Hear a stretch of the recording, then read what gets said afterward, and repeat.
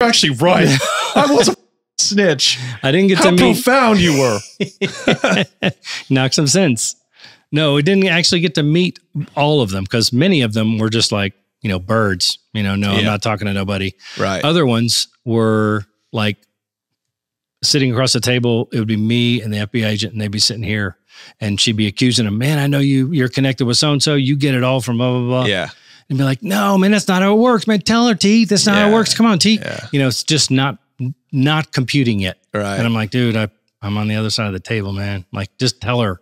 I'll help you if you'll tell her. But and I know it's a predicament to put somebody in, but it's really the only way to to eradicate it all. So is everyone's setting up at the gym? So they're wearing SWAT gear? Yeah, this was the meeting before, and then we set up for that next day. We're going to run everything in coordination at 6 a.m. So we go up to this FBI office, and I feel like really out of sorts there because, again, I'm used to running those papers. I get to gear up and go do my work, but I'm helping coordinate this stuff. So this is old school, man. This is just like, it reminded me of the stock market floor. So everything's all quiet. We've got this long table with a bunch of red phones on it all around these other places where guys are going to be calling in from specific locations and reporting if they have people, et cetera. So you're not going out? I'm not going out. I'm staying in this room with all these agents, these federal agents. And, they're like, green light, give the green light on the radio. And then within, a few minutes, you start hearing people calling in and reports over the radio and everything. And they got all these dry erase boards and they're putting X's over mug shots and they're saying, 6 guns and blah, blah, blah. And so-and-so's running and they think so-and-so's at this place.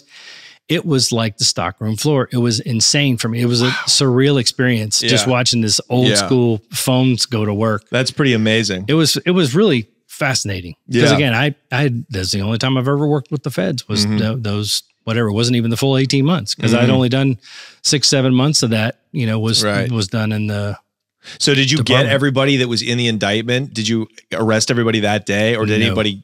Okay. We got 27 the first day. Oh, wow. So did people flee or they just weren't in the spots you thought they were once you heard, if you were a part of this, and once you heard T was a cop and they did this big roundup and they've got a bunch, man, it became very difficult. That was a super difficult transition period for me because now I'm just hanging out there and there's however many more people, another, almost 25 people out there that know who I am now. Yeah. Right. And so it was super stressful. So did you have to, is that when your wife and kid were sleeping in the car with you and you weren't That's letting when them it go started. home? That's when it started, man. Most of the threats came when guys had been in jail and denied a bail. Yeah. And realized that the time was significant.